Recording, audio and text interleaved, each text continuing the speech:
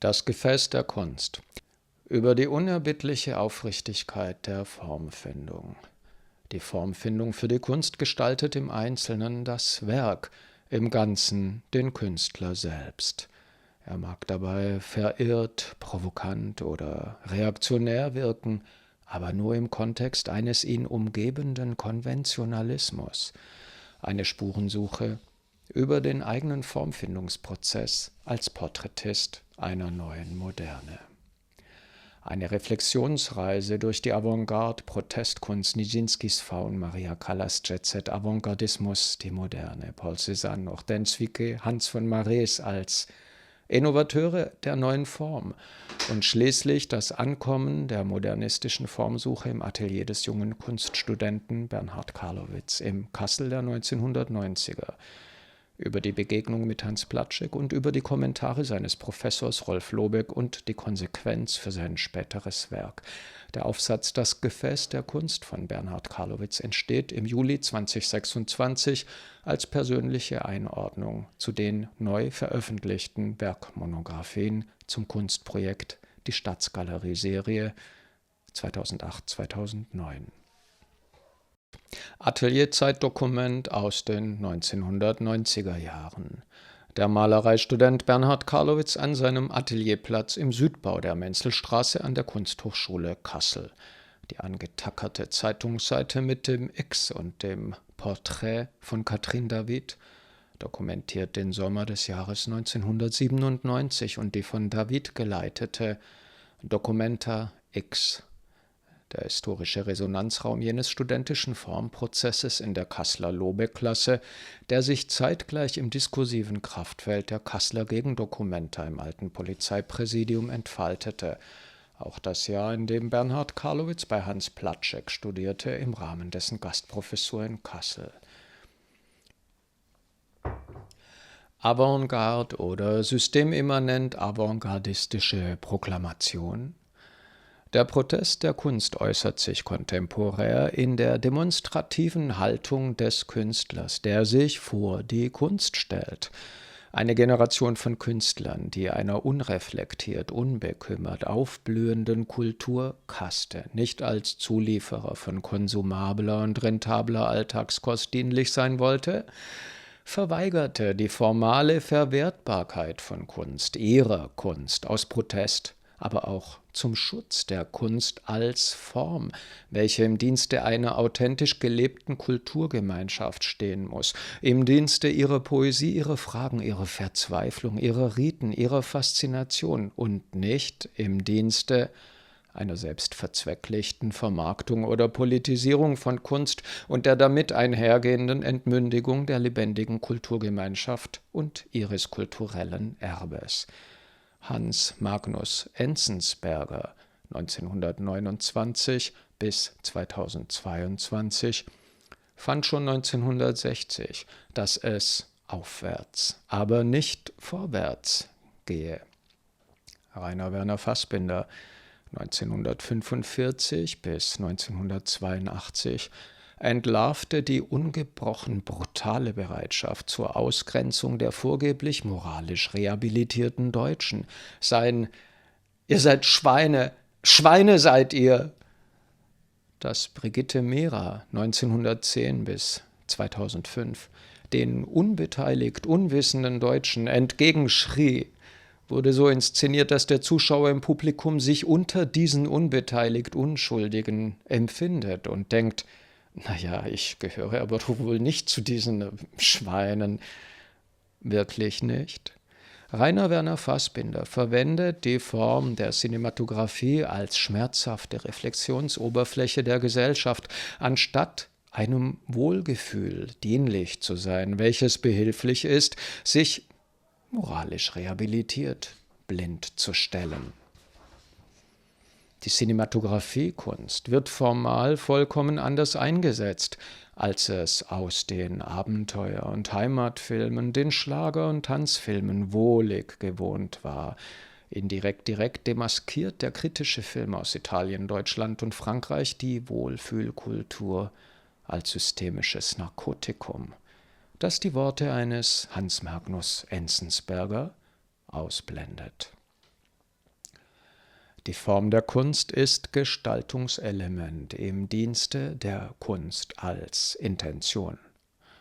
Sie wurde vom Künstler immer neu verhandelt, sie wurde immer schon seit der Antike von Systemen, die Kunst zur Legitimierung ihrer Proklamation benötigen, systemisch manipuliert und konventionalisiert. Der Kampf gegen die Konvention ist somit eng verwoben mit dem Bewusstsein des Künstlers, seine Kunst beschützen zu müssen, so wie schon Michelangelo Buonarroti 1475 bis 1564 die Darstellung der Nacktheit als Symbol des Menschen vor seinem Schicksal mit seinem Leben verteidigte und durchfocht. Der Wiener Aktionismus revoltierte in der vollkommenen Reduzierung der Formkunst auf ihre Inkompatibilität mit dem System, einem System, das über ihre Sichtbarkeit, Relevanz und Rezeption zu entscheiden sich anmaßt und sie somit zum systemischen Vasallen macht. Kunst als Aktion oder Idee bedeutet hier, das Werk als systemisch manipulierbares Objekt zu entziehen, zu verweigern. Der existenzielle Bruch, der sich hier für die Kunst vollzieht, ist daran zu bemessen, dass Kunst seit der Antike eine Grundlage im Material, in einem Fragment der Natur hat. Dieses fragmentarische Stück Natur wird vom Künstler in eine Form überführt, die es natürlich nicht gibt.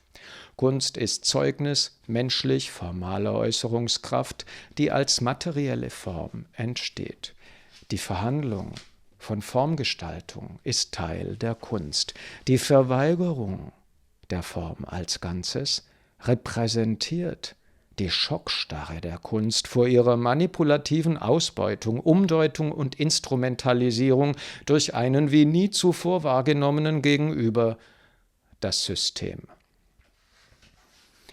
Die avantgardistische Jet-Set-Revolte der Maria Callas, als Maria Callas 1923 bis 1977 einen Jahrhundertskandal heraufbeschwor, weil sie es Vincenzo Bellini 1801 bis 1835 nicht antun konnte, seine Norma in schlechter Verfassung zu singen, obgleich die politische und kulturelle Elite Italiens und Europas ihr, der großen Callas, den Kniefall anbot, ihr als Priesterin der Hochkultur und der Eliten zu huldigen.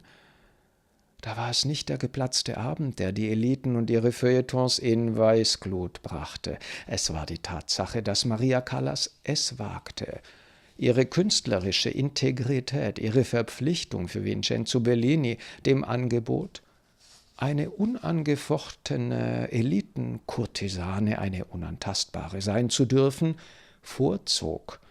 Ich konnte es Bellini nicht antun, seine Norma schlecht zu singen, das wäre ein Verbrechen an der Kunst gewesen.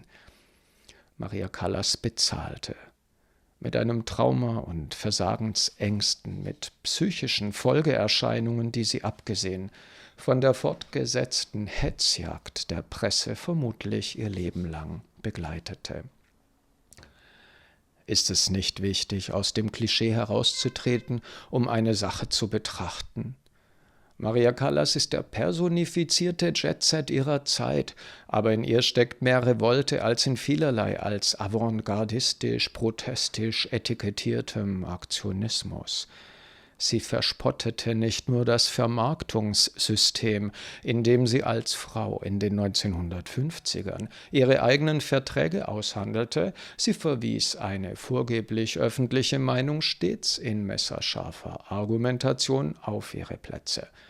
Wenn man Maria Callas wahre Überzeugung und Motivation erfahren will, so muss man die Meisterklassentapes anhören, in denen sie den jungen Studenten in endloser Geduld und Demut vorsingt, erklärt und demonstriert, dass der Künstler ein Diener der Kunst zu sein hat. Er darf niemals an sich selbst, an seinen Erfolg, seinen Ruhm, seine Bequemlichkeit oder seine Vorzüge oder Talente denken, nur daran, sich der reinen Kunst in den Dienst zu stellen, sei es auf Kosten von allem, was man hat.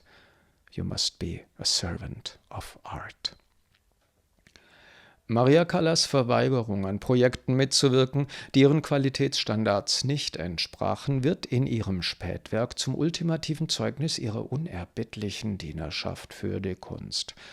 anstatt die neue Mainstream-Oper mit ihrem Jahrhundertruf zu decken, drehte sie lieber einen der innovativsten, formal revolutionärsten Kunstfilme der späten 60er Jahre.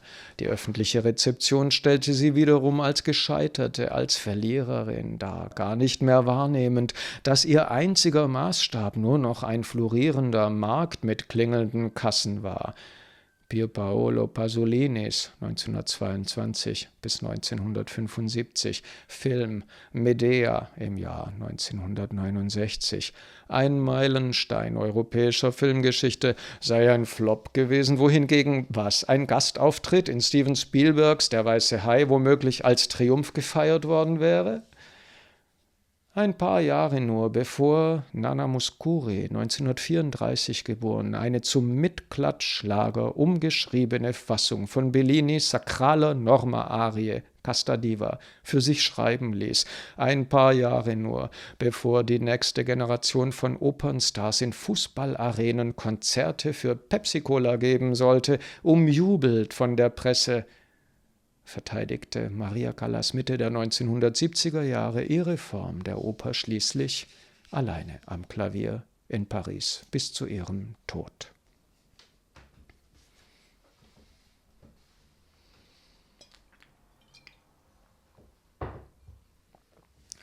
Kunst als immaterieller Wert einer neuen Moderne.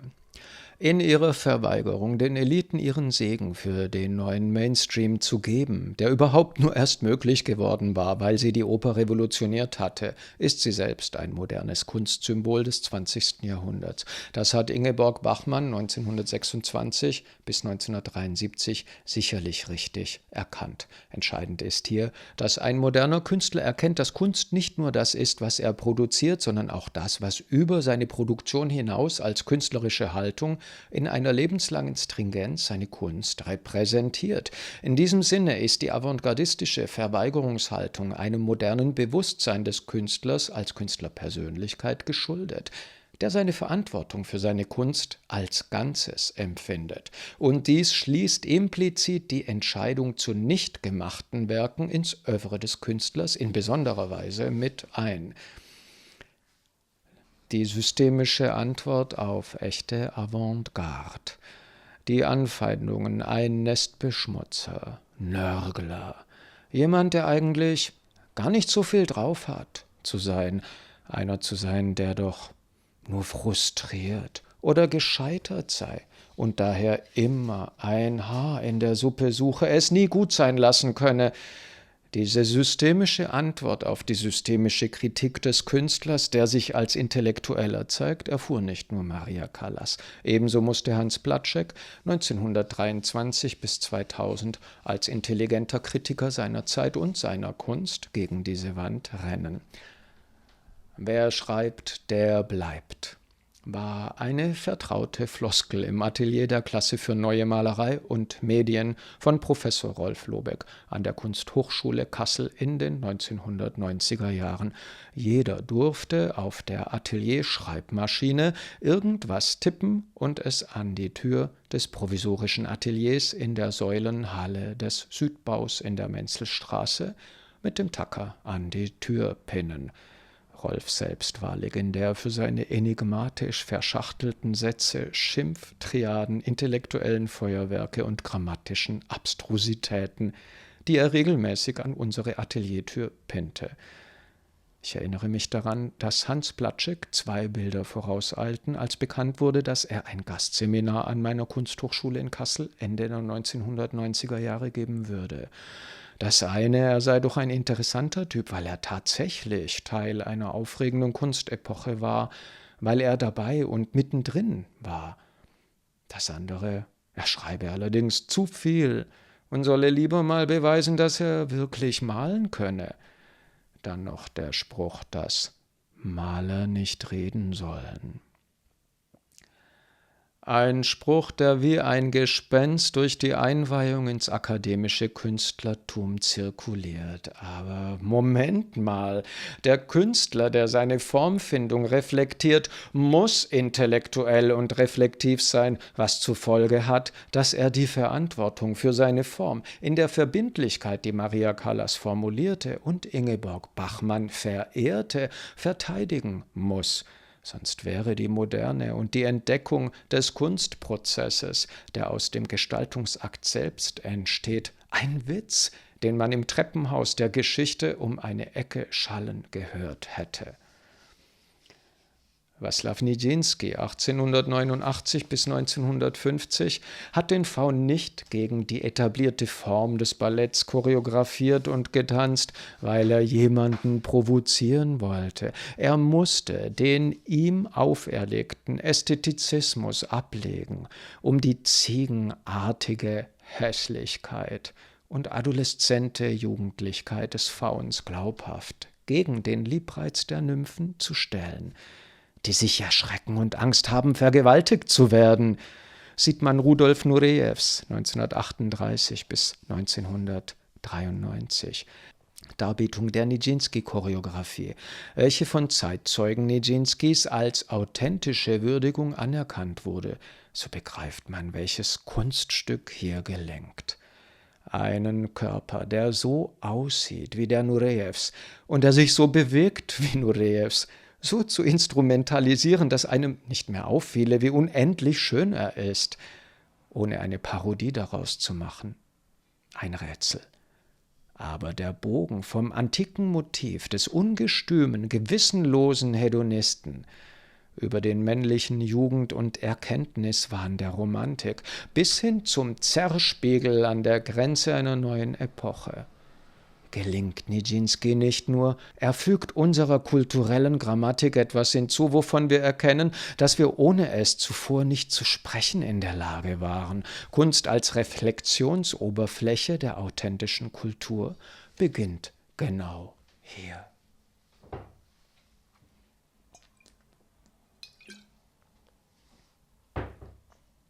Der Künstler als Showclown des Systems. Die Dimension der Bewunderung, die Künstlern wie Waslaw Nijinsky, Maria Callas, Hans Platschek, Pablo Picasso zukommt, weil sie unkorrumpierbar waren, lässt sich an der Menge an Künstlern messen, die eine exemplarische Form der Kunst als leere, aber wiedererkennbare Hülle übernehmen.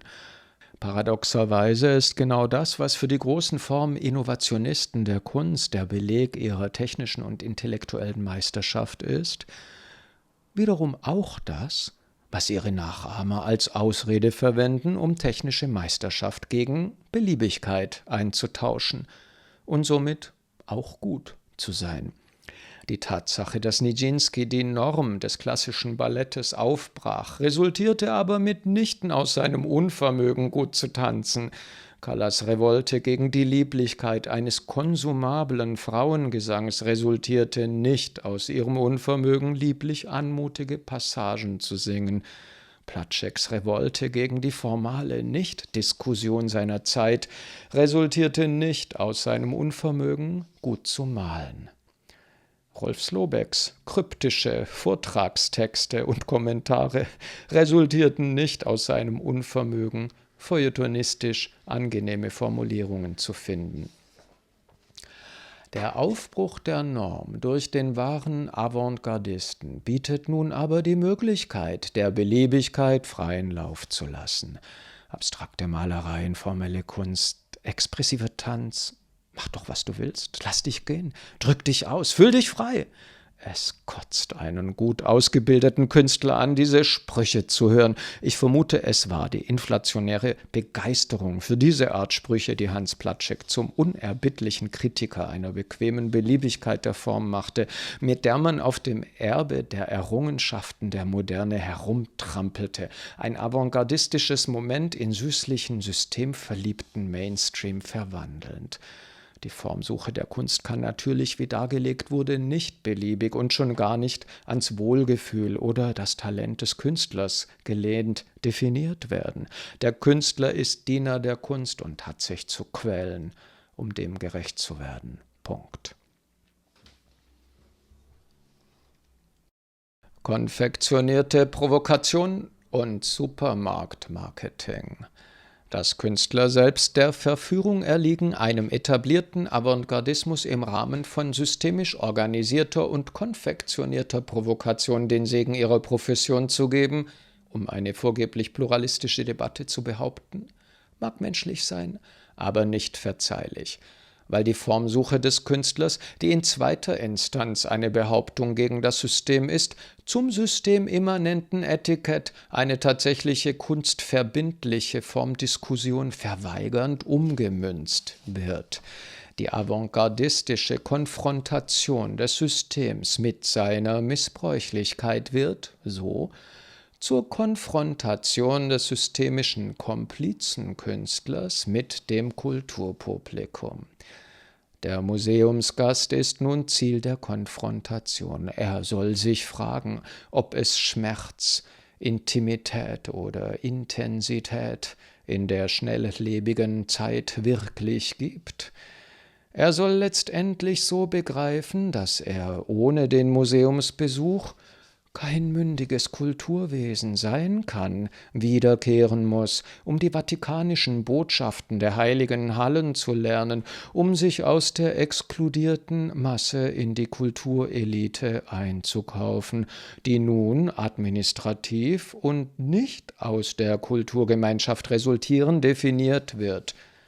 Oder er soll sich erschrecken, weil eine vielleicht mittelmäßige Zeichnung geschreddert wird, als sei dies ein Affront gegen das System, welches aber begeistert die pluralistische und mutige Debatte feiert und Nullen vor der Kommastelle anfügt. Letztendlich eine systemkonforme Marketingidee, die ein mittelmäßiges Werbebüro für die Neueröffnung eines Supermarktes ausdenken könnte.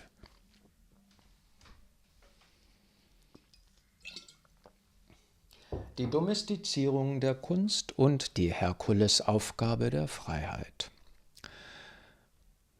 Die systemische Reaktion, den kritischen Impuls des Künstlers über die Ausrichtung und die Zielformulierung kritischer Künstlerauseinandersetzung in Form vorformulierter Problemdefinitionen und der daraus resultierenden Haltung vorwegzunehmen, macht den Künstler letztendlich über die Teilnahme an Ausschreibungen zum kontrollierten Teil des Systems. Er agiert endlich als Clown, der für einen Kindergeburtstag gebucht wird. Die Konfrontation der Kunst ist vorweg gegen die unangepasste oder nicht ausreichend lernwillige Kulturgemeinschaft gerichtet. Sie soll lernen, dass digital auch Kunst oder Begegnung sein kann, dass Buntheit oder Vielfalt oder eine vordefinierte Klimakatastrophe nicht ausreichend wahrgenommen werden.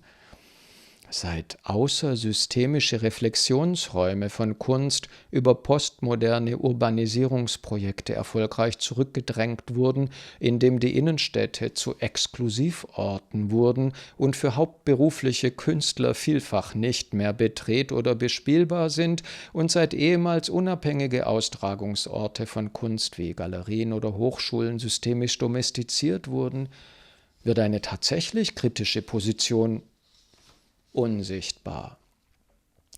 Ein vollkommen unabhängig und frei ausgestalteter, künstlerisch geäußerter Protest oder auch eine nicht als Protest zu begreifende unabhängige Position allein, die den vorgegebenen Diskursraum überstrapazierte, wird über die Ausgrenzung aus Förderung, Prämierung und Austragungsraum am Entstehen gehindert.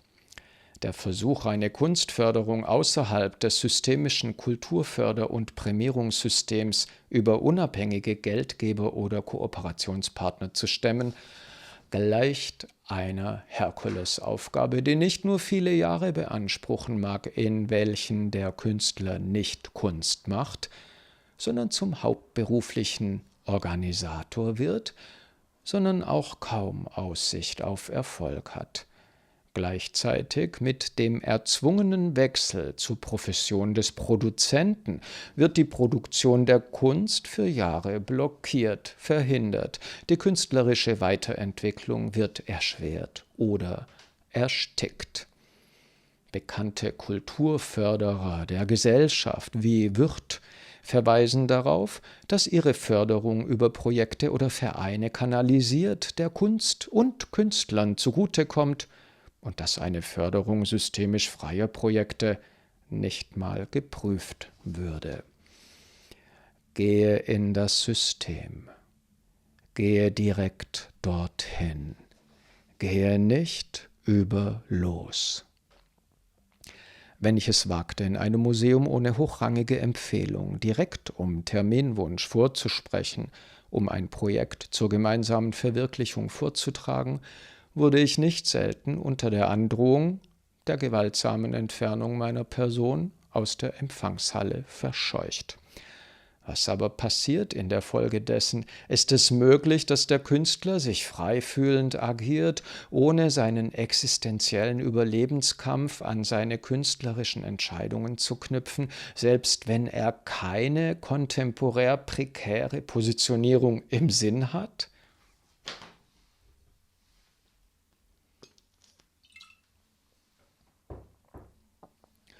Die stoische Duldsamkeit vor der Kunst.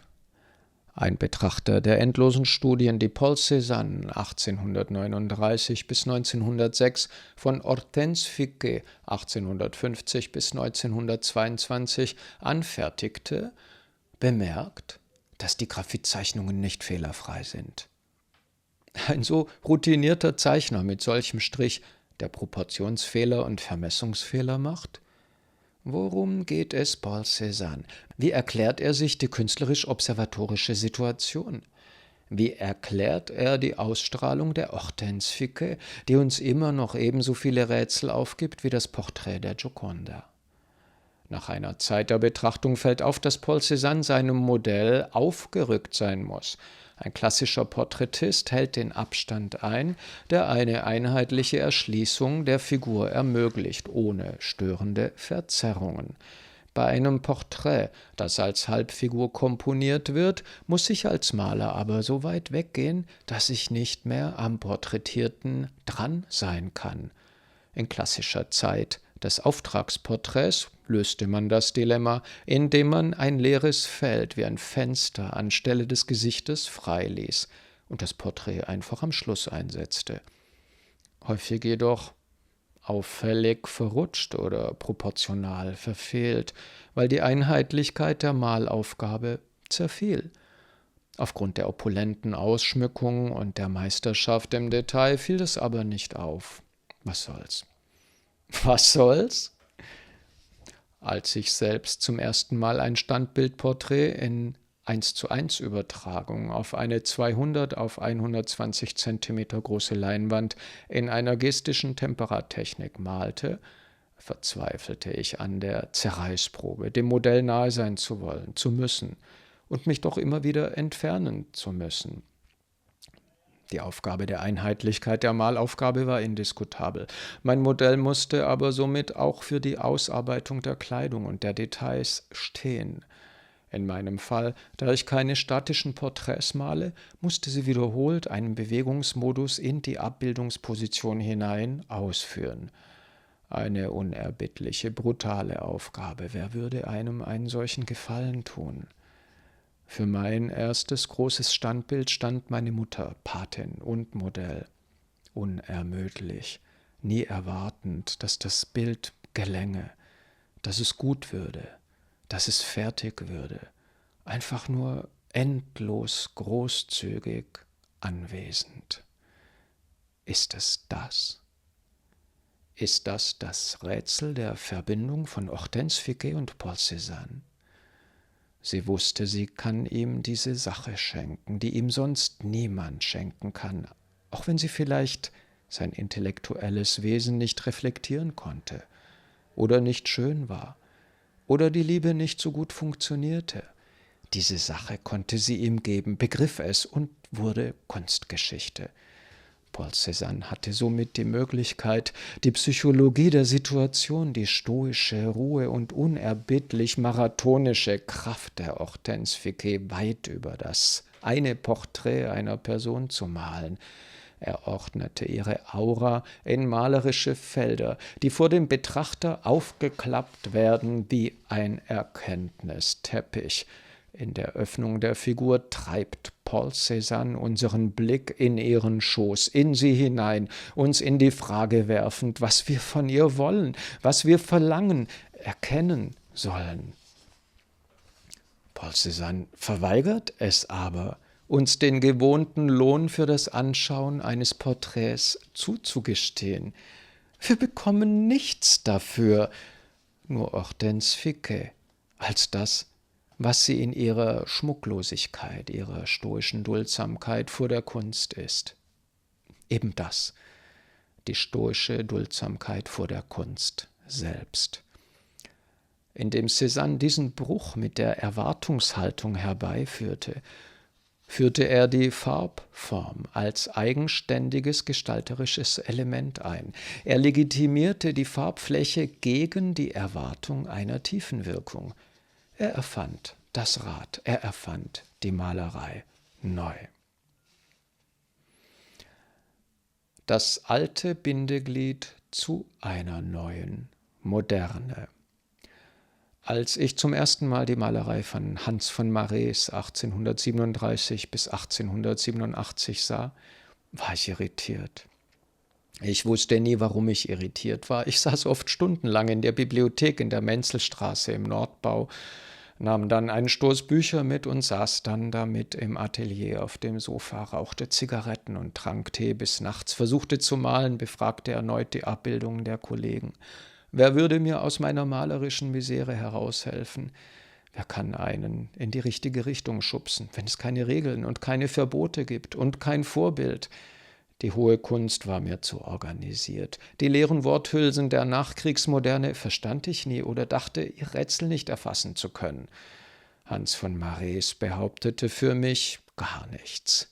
Die Figuren, die er für die Zoologische Station in Neapel malte, sind einfach da. Es scheint, als sei es ihnen egal, ob wir da sind. Marais Kunst hat die Kraft eines Höhlenbildes. Man hat das Gefühl, es ist schon da gewesen, es ist immanent, es erwartet nicht, dass man es versteht. Es erwartet nicht einmal, dass man es ansieht. Dabei ist die Figuration bei Marais so schön, dass es einem den Atem verschlägt, wenn man es entdeckt. Es scheint, als habe er griechische Malerei der Antike, die uns aus Textbeschreibungen vertraut im Bild aber gänzlich verloren ist, gesehen. In den Mythen der Antike gibt es keine Moral und kein Erzählziel. Dinge geschehen, Bildnisse sind Rätsel ohne Gebrauchsanweisung. Du musst es nicht verstehen.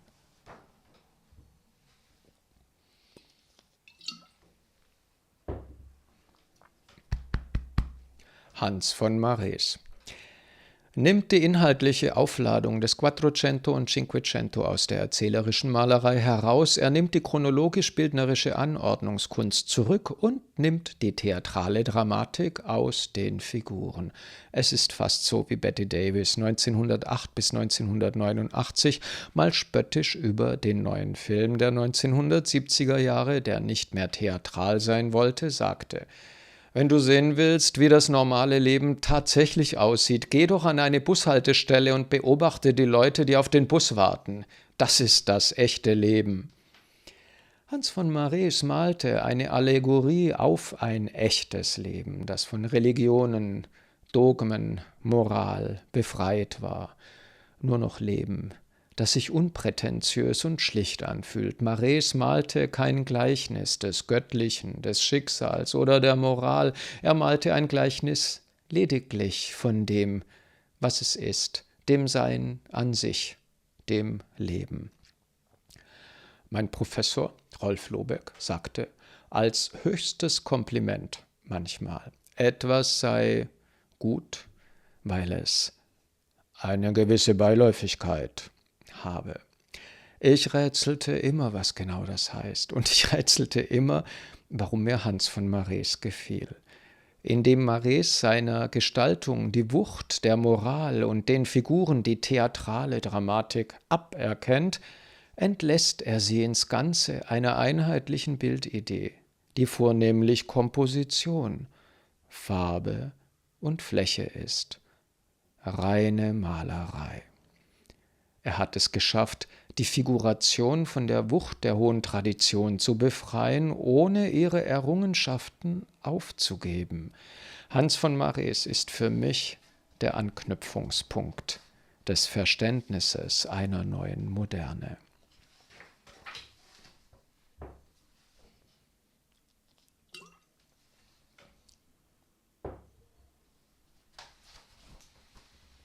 Die Verteidigung der Kunst. Als ich die Staatsgalerie-Serie plante, befand ich mich in einer malerisch komfortablen Situation und in einer künstlerisch auswegslosen Situation. Ich hatte mir bewiesen, dass ich für mein Porträtprojekt in Stuttgart tatsächlich meine Prämisse bewiesen hatte. Ich konnte eine Person, die ich nicht kannte, mit meinem Material aufsuchen und innerhalb von einem festgesteckten Zeitrahmen ein voll ausgeführtes klassisches Porträt malen. Mit der Beschleunigung meiner technischen Anwendung der Tempera hatte ich Ende der 1990er Jahre begonnen. Diese spezifische Tempera-Maltechnik führte ich noch weiter bis 2013. Dann beschloss ich, mich ins Erdfarbregister einzuarbeiten und lernte noch einmal neu zu malen. Wichtiger als die Technik war aber, dass ich den Porträtierten auffassen und aushalten konnte. Ich war nicht mehr anwesend, hatte gelernt, mich zu medialisieren. Ich zitterte zwar oft vor Malsitzungen oder brauchte anschließend unfassbare Mengen an Schlaf, aber es ging. Für die Porträtsitzung mit Peter von Becker in Stuttgart hatte ich knapp nur eine Stunde. Er kam von Neapel und hatte einen Weiterflug nach Berlin. Ich malte noch, als das Taxi klingelte und er sich seine Sachen zurechtmachte, um rasch zu gehen. Ich weiß nicht, warum ich beweisen wollte, dass ich so schnell sein kann wie ein Fotoshooting, dass ich kompetitiv mit einer neuen Modernität und Schnelligkeit funktionieren konnte, ohne die Malerei als bedingliche Form aufzugeben. Vielleicht war es eine Art sportlicher Ehrgeiz oder das Unbehagen, als antiquiert zu gelten. In jedem Fall spürte ich das Unbehagen, die Formmalerei, so wie ich es als gestalterischen Akt gelernt hatte, nie für ein vorbestimmt gewünschtes Ergebnis aufgeben zu wollen. Welches war die unerträgliche künstlerische Situation? Es war der Umstand, dass meine Projektpartner reihenweise absprangen. Meine Formulierung an ein Kunstprojekt, das modern sein sollte und das Porträt als Tradition aufgreift, stieß auf enormen Widerstand. Ich werde nie vergessen, wie schön es war, mit Direktor Werner Heinrichs an der Stuttgarter Musikhochschule zusammenzuarbeiten. Er war einer von ganz wenigen, von zweien, die mein Konzept verstanden und den Mut hatten, es umzusetzen. Er hatte eigentlich nicht den Mut, er hatte schlicht die Selbstverständlichkeit eines souveränen, kunstgebildeten, klugen Mannes, der die Kunst liebt. Trotzdem kündigte es sich an, dass ich zwar die Zusage einer Ausstellung mit der Stadt Stuttgart hatte und eine hochrangige Empfehlung, die mich protegierte, aber ich würde kaum Bilder haben, um sie zu zeigen, weil fast niemand mit mir über das Konzept reden wollte. Man forderte mich auf, einfach jemanden zu malen, der attraktiv oder bekannt wäre und die Bedingung des traditionellen Porträts aufzugeben, die ich zum Prüfstein einer aufgeklärten Gesellschaft machte. Die Frage, ob die Nominierung eines Porträtierten für eine Reihe aufgrund seiner Wertbereicherung für die Gesellschaft aufgestellt werden kann und nicht aufgrund eines Hierarchiestatus. Ich wollte das Porträt auf die kulturelle Urform zurückbringen, die in der klassischen Moderne auch wieder erkannt wurde, wenn Cézanne Zola malte oder Manet Berthe Morisot. Als ich die Zusage für das Projekt in der Staatsgalerie hatte, war ich daher sehr, sehr glücklich. Als ich dann die Räume besichtigte, ging ich durch den Raum, in dem ein paar klassisch moderne Porträts hingen, die ich auswendig kannte, von meinen Morgen, Nachmittagen und Nächten im Südbau der Menzelstraße auf dem versifften alten grünen Ateliersofa, das jemand vom Sperrmüll ins Atelier getragen hatte. Aber ich hatte die Bilder noch nie im Original gesehen. Ich trat aus der Tür und betrat die Dachterrasse, um mein Konzept auszudenken.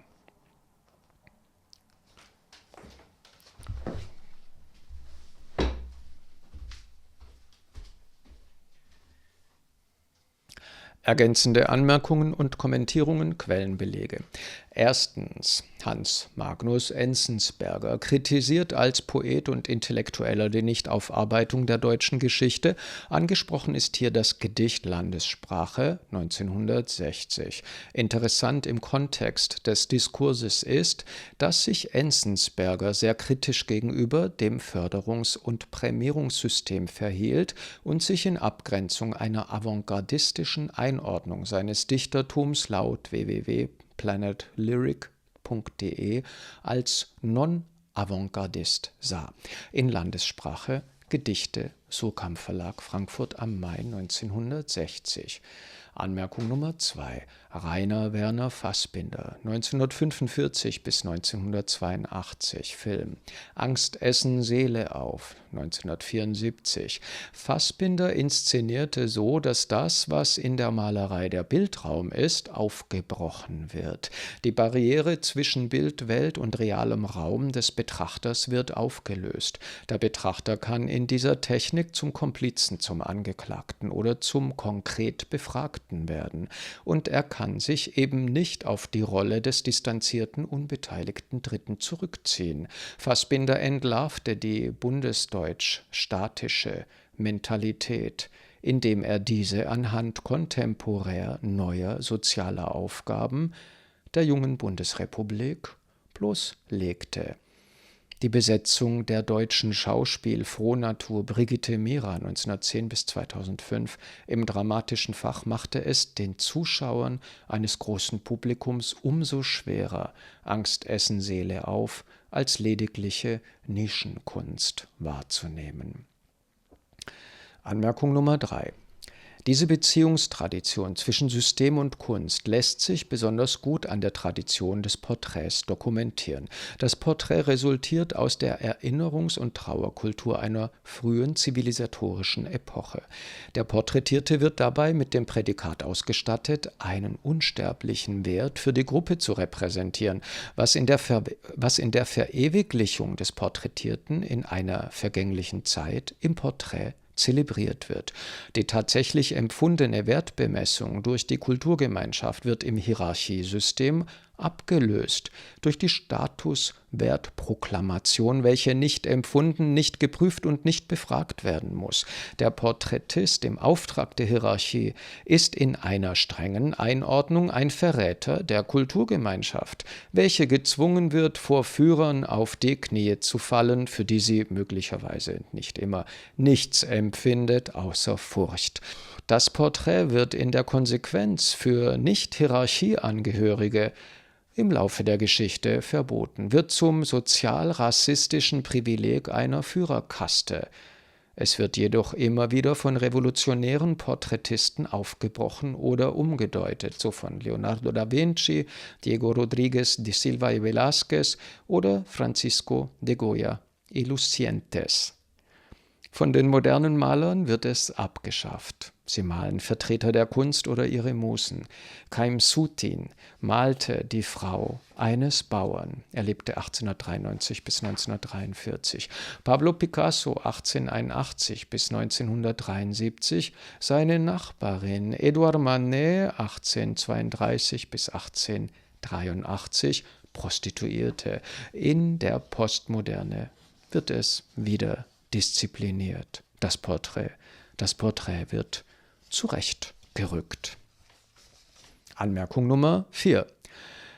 Die Kunst entsteht aus dem Material Natur, nachzulesen bei Andreas Bechli und Andreas Gräser, Grundbedingungen Grundbegriffe der antiken Philosophie, ein Lexikon, Philipp Reclam, Junior, Stuttgart 2000.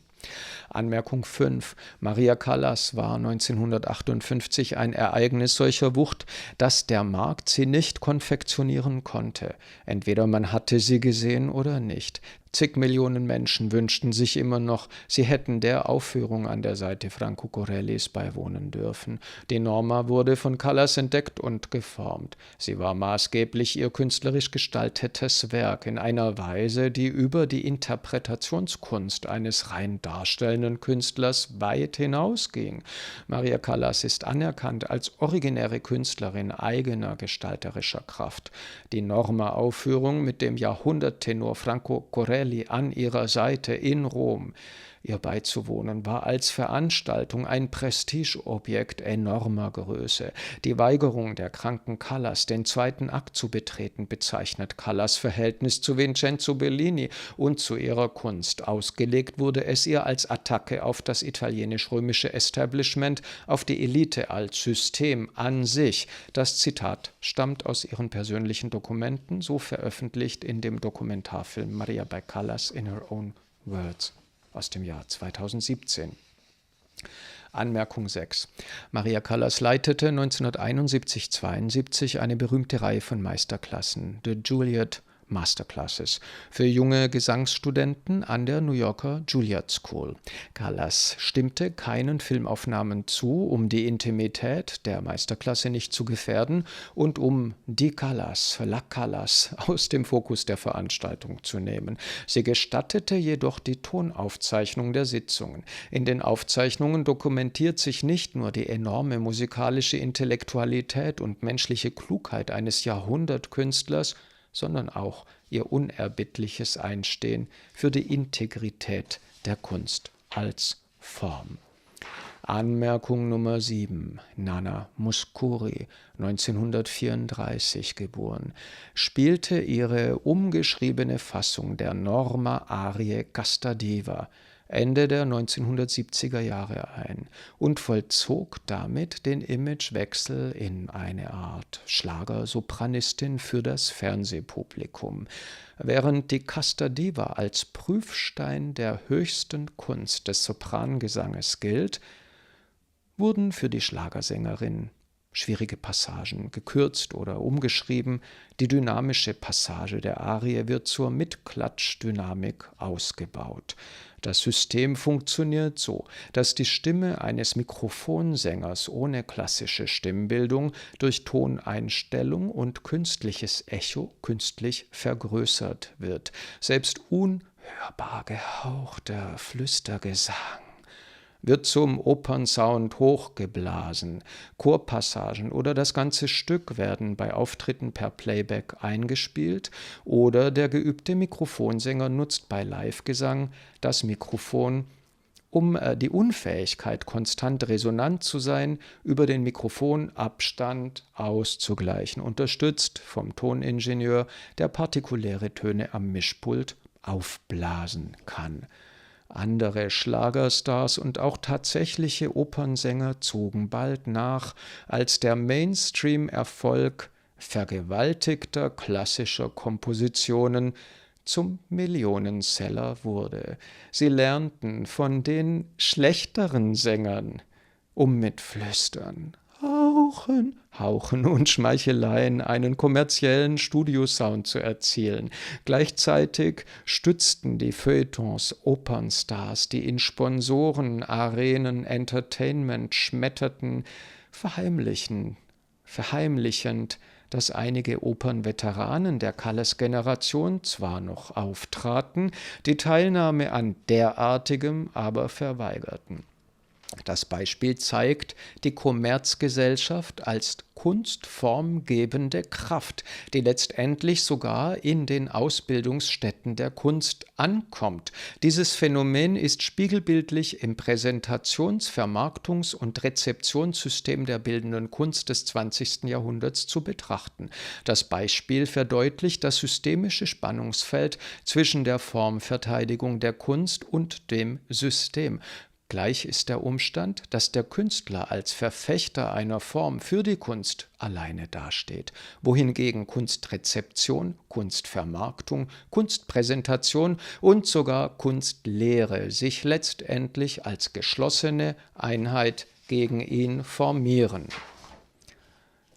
Anmerkung Nummer 8. Ingeborg Bachmann, 1926 bis 1973, würdigte an Maria Callas 1923 bis 1977 genau das, was Maria Callas selbst als ihre Aufgabe empfand, genau das zu tun, was der Komponist gewollt hätte.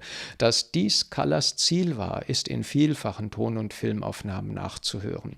Sie bezieht ihre Aufgabe manchmal auch auf die Dichtung oder die Kunst an sich. Letztendlich erkennt Bachmann an, dass Callas die Unvollständigkeit der originär gestalteten, darstellenden Kunst in vollkommener Weise als Darstellerin vollendet, an ihr gar einen ungeahnt schöpferischen Akt der Vollendung vollbringt, der das schöpferische Werk gar erhöht. Bemerkenswert ist, dass Bachmann als originär gestaltende Künstlerin in Callas die Kunst an sich symbolisiert sah. Bachmanns Verehrung Maria Callas ist in verschiedenen Textbelegen ihres Nachlasses nachzulesen. Wichtig im Kontext ist, dass die Künstlerpersönlichkeit der Callas in der fundamentalen Verpflichtung für die Kunst zur systemisch Unkorrumpierbaren wird. Anmerkung Nummer 9. L'après-midi d'Enfone, ja, basiert auf dem antiken Mythos des Saturn und auf dem gleichnamigen Gedicht von Stéphane Mallarmé, 1842 bis 1998. Es ist ein hedonistisches, amoralisch triebhaftes Geschöpf, welches keiner moralischen Wertung unterliegen kann, da es eine wilde Kreatur ist. In der Romantik wird der Faun zum Symbol einer triebhaft aufbegehrenden Geisteserleuchtung durch Wissen und Poesie. Er steht im Gegensatz zum religiös und sozial kontrollierten Wesen. Er ist das Symbol für einen naturgegebenen Hedonismus an sich. Zu Beginn einer neuen Epoche stellt der Faun die Frage danach, was die Aufklärung und Schöngeistigkeit den folgenden Generationen gebracht hat, die bald in Fabriken die Munition für den nächsten Weltkrieg konfektionieren sollen und als neue Sklaven einer Industriegesellschaft, eines Industriegottes in ihre Ghettos gedrängt würden. Die Musik stammte von Claude Debussy 1862 bis 1918. Hierbei begehrt neben Waslaw Nijinsky, radikaler Choreografie, auch das revolutionäre flächig zweidimensionale Bühnenbild von Léon Bakst 1866 bis 1924 im Dienste einer avantgardistischen Gesamtaussage auf. Die Inszenierung musste auf die schockierte Öffentlichkeit nicht nur als Affront gegen den klassischen Tanz, sondern auch als eine eigentliche Vergewaltigung der Musik Debussys gewirkt haben. Anmerkung Nummer 10. Ja, mag sein, aber ich habe Nijinsky gesehen. Das soll der von Alexandra Danilova 1903 bis 1997 geprägte Satz gewesen sein, der bis in die 1970er Jahre absolute Geltung in der Tanzwelt hatte. Die Wand gegen die junge Talente anrannten. Nach der Aufführung des Fauns Ende der 1970er Jahre soll die Danilova hinter die Bühne gegangen sein zu Rudolf Nureyev und gesagt haben: Rudolf, du weißt, was ich sonst immer sage, aber heute Abend sage ich habe Nijinsky gesehen und du bist ihm würdig.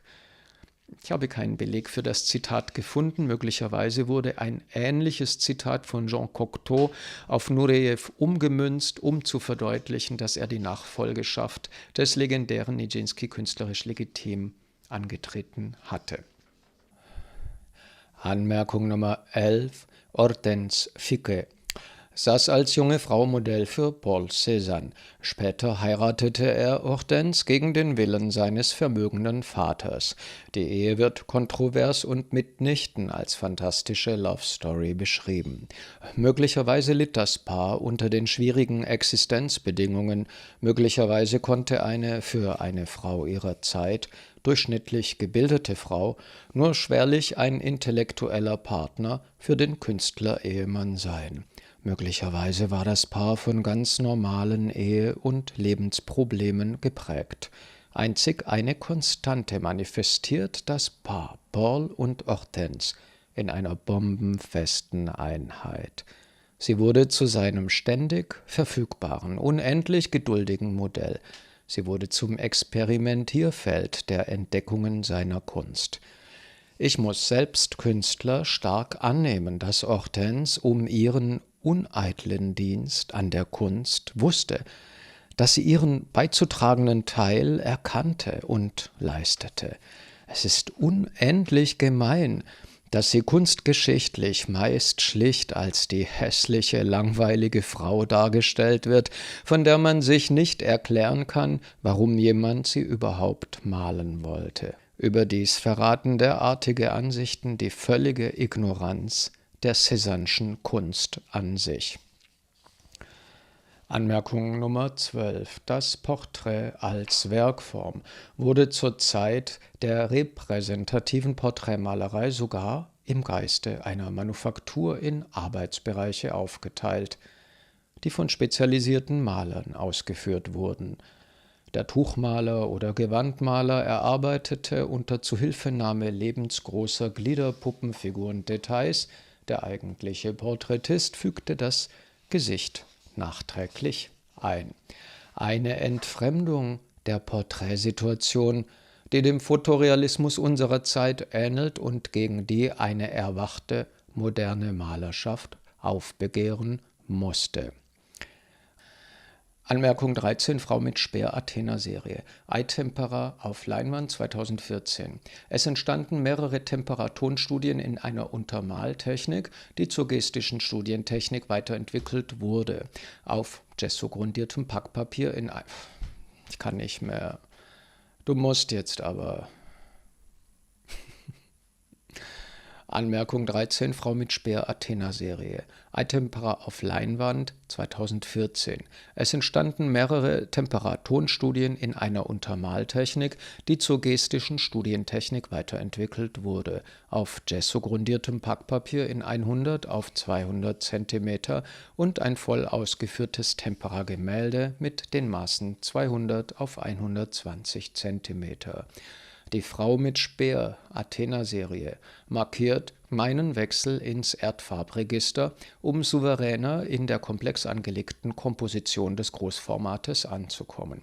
Sie thematisiert ein antik angelegtes Frauenbild, welches nicht gleich mit dem Mann sein möchte, sondern anders, sich aber als ebenbürtig oder überlegen wahrnimmt. Dieses Frauenideal, dessen Repräsentantin die Göttin Athena war, wurde über die Marienverehrung im mediterranen Raum in die Neuzeit gerettet, wodurch Frauengestalten, die betont feminin sind, nicht als im mitteleuropäischen Sinne unterwürfig gelten.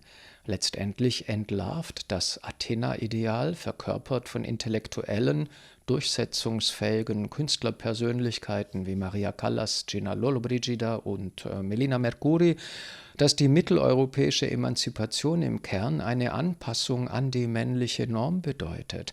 Die Frau hat sich zwischen einer im grauen Rockkostüm vermännlichten Intellektuellen oder einer intellektuell disqualifizierten männlichen Projektion einzuordnen.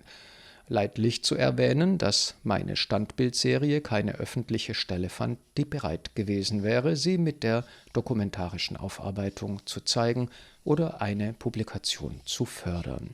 Anmerkung Nummer 14, Hans von Marais malte 1873 einen monumentalen Freskenzyklus für die Bibliothek der Zoologischen Station in Neapel. Marais befasste sich hierbei mit einer monumentalen Aufgabe raumumgebender Wandbildmalerei. In seinen überlieferten neapolitanischen Briefwechseln, ist sein einsames Ringen um die malerische Form, seine Suche nach einem neuen gestalterischen Ideal und sein ständiger Kampf um die Finanzierung und Fortsetzung des Projektes auf erschütternde Weise dokumentiert. Vielleicht liegt es daran, dass Marais zeitlich und geografisch nicht zur Generation und nicht zur Clique jenes Pariser Zirkels gehörte, der auch russische oder anderwärts angereiste Exilkünstler ins allgemeine Bewusstsein der Moderne katapultierte. Vielleicht ist seine kompromisslose Formsuche aber auch zu unabhängig, zu subtil und zu unprätentiös, um dem plakativen, lauten Kunstdiskurs einen bequemen Boden zu bieten. Marais Briefwechsel sind nachzulesen in Hans von Marais Briefe im Marais Verlag, Wuppertal, 1948. Anmerkung 15. Bette Davis, spöttischer Ausruf, fiel am 17. November 1971 in einem legendären Fernsehinterview in der Dick Cavett Show. Sie wendet sich gegen die formale Reduzierung der neuen Filmgeneration.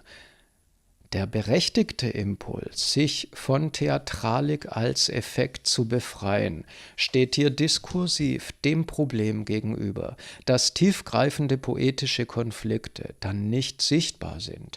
Sie stehen im Dialog des Schauspielers in Klammern. Spielt der Schauspieler die Klammern nicht mit, so fehlt der Anspruch an ein künstlerisch anspruchsvolles Stück. If you want to see what normal life actually looks like, go to a bus stop and watch people waiting for the bus. That is real life. But theater and film must be bigger than life. Wenn du sehen willst, wie das normale Leben tatsächlich aussieht, geh an eine Bushaltestelle und beobachte die Leute, die auf den Bus warten. Das ist das echte Leben. Aber Theater und Film müssen größer sein als das Leben. Der gestalterische Konflikt zwischen theatraler Effektkunst und interpretativ notwendiger Geste lässt sich im Hinblick auf Verständnis grundsätzlich auf jede Kunstform übertragen. Daher hier erwähnt. Anmerkung 16. Professor Rolf Lobeck, Kunsthochschule Kassel, neue Klasse Neue Malerei und Medien. Rolf Lobeck ist eine legendäre Kasseler Professorengestalt, die im offenen Hausmeisterkittel, auf dem Unterhemd oder auf der nackten Brust und barfuß in Sandalen einen akademischen Kontrapunkt zum Konzeptionalismus seiner Zeit personifizierte. Rolf Lobeck war kein Maler, liebte aber die Malerei und sah sich gezwungen, als eigentlicher Pionier für neue Medien oder neue alte Medien, wie er es zu der Zeit, als ich ihn kannte, oft nannte, eine freie Malklasse gegen den akademischen Strom der Zeit zu gründen. Die sogenannten Malschweine seiner Klasse bekamen keine motivische oder Die sogenannten Malschweine seiner Klasse bekamen keine motivische oder stilistische Aufgabe und sie fanden in ihm kein malerisches Ideal, da er ja nur kleine Holzspanplatten mit bunten Farblisten malte, wo kleine Farbzitate in Form quadratisch erkritzelter Farbfelder tabellenartig angeordnet waren. Diese Farbstrichlisten auf Holzspanplatte brachte er regelmäßig ins Atelier und demonstrierte so, wie ein gutes Bild auszusehen habe. Rolf Lobeck opponierte offen und heftig gegen die ideelle oder oberflächliche Formalreduzierung von Malerei und bestand auf dem Maler als Lagerarbeiter für die Kunst. In unserer Klasse wurde heftig über die Qualität einer malerischen Geste, die eine Fläche definieren sollte, oder einen Valeurwert zwischen einem grünlichen Violettgrau und einem schwärzlichen Grau-Violett diskutiert. Rolf Lobeck stand im Ruf, den Boden für die Bewegung der jungen Wilden der 1980er Jahre mitbereitet zu haben. Darüber sprach er nie zu mir oder uns.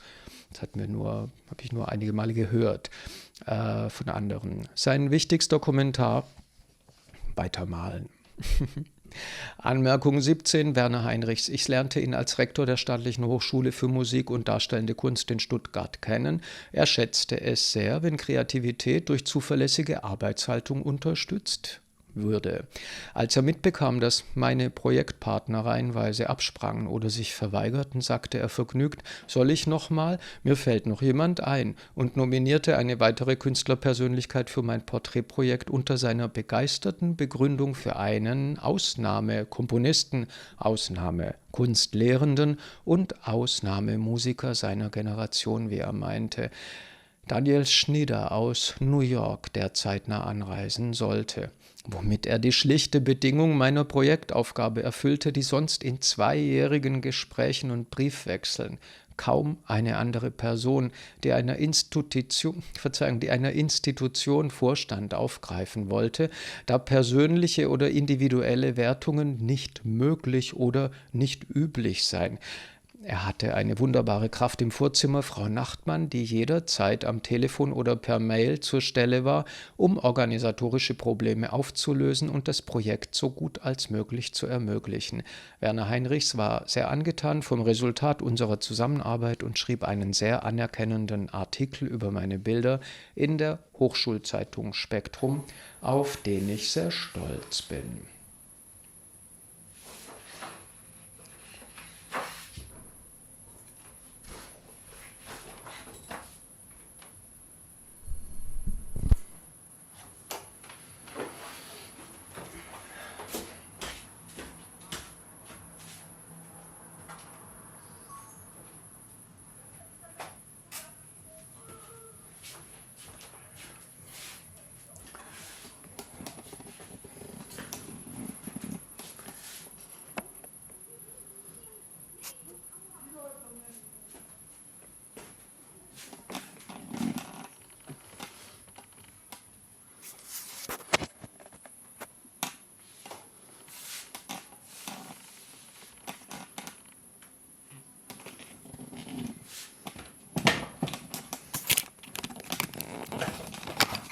Ich hasse es.